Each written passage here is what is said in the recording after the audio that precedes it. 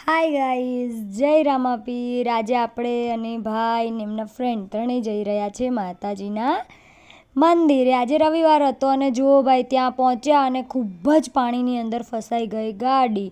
ના તો ગાડી આમ નીકળે કે ના તો ગાડી આમ નીકળે. પછી ભાઈએ તો એક જ ગેરની અંદર ફટાફટ ગાડી જવા દીધી. માંડ કરીને ગાડી આપણી નીકળી. તમે જોઈ રહ્યો એટલું ખૂબ પાણી હતું બંને સાઈડ. મમ્મી તો ના જ પાડતા હતા કે આવા પાણીમાં તમે લોકો જશો નહીં, પણ મેં અને ભાઈએ કીધું કે ના મમ્મી, અમે લોકો માતાજીના દર્શન કરીને આવીએ. ને અમે ગયા ને એમાં પાછા રસ્તામાં મળી આપણને ઘણી બધી ભેંસો જે આપણી ગાડીને ચાલવા જ ન દે.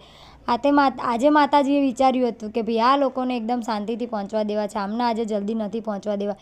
એટલી બધી ભેંસો હતી, ગાડીને ધક્કો મારે, ગાડીના કાચને માથું મારી અને અંદર ઘૂસી જાય. ઘણી બધી ભેંસોએ હેરાન કર્યા. અને પછી આપણે લોકો ચાલતા જુઓ ભાઈ, પછી પહોંચી ગયા આપણે મલાતજ. અને મલાતજે ગાડી મૂકી, ત્યાં પણ એટલું બધું પાણી હતું, ભયંકર પાણીની અંદર ચાલી અને મંદિરે જવું પડ્યું હતું. જો આપણે કેવા પાણીની અંદર મસ્ત ચાલીએ છીએ ને, હું ભાઈ ને બધા મજા આવી ગઈ આજે તો.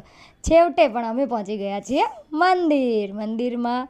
જો આપણે મસ્ત માતાજીનો ફોટો શૂટિંગ કરી લીધું છે અને હવે આપણે જઈશું માતાજીના મંદિરની અંદર. જો આ છે જય મા મેલડી. આપણે માતાજીના દર્શન કર્યા. દર્શન કરી અને પછી આપણે થોડી વાર ત્યાં બેઠા. જો અહીંયા ઘણા બધી પબ્લિક ઘણી હતી, પણ બહુ જ પાણી ભરાણું છે મંદિરની આગળ પાછળ બધી જગ્યા ઉપર. ને આપણે માતાજીના સરસ મજાના દર્શન કરી અને પછી આપણે પાછા ઘરે જવા માટે નીકળી ગયા. જો આપણે ગાડીમાં બેસી ગયા. ભાઈ ચલાવી રહ્યો છે ગાડી. ભાઈએ પછી તો બરાબર બીજા રોડ પરથી લીધી ને આપણે કીધું ભાઈ મારે ખાવો છે મકાઈ ડોડો. તો ભાઈએ આપણને લઈને આપ્યો છે મકાઈ ડોડો, કેમ કે અત્યારે ચોમાસાની અંદર શેકેલો મકાઈ ખાવાની ખૂબ જ મજા આવે. આવા બ્લોગ જોવા માટે મને આજે જ ફોલો કરો. બાય.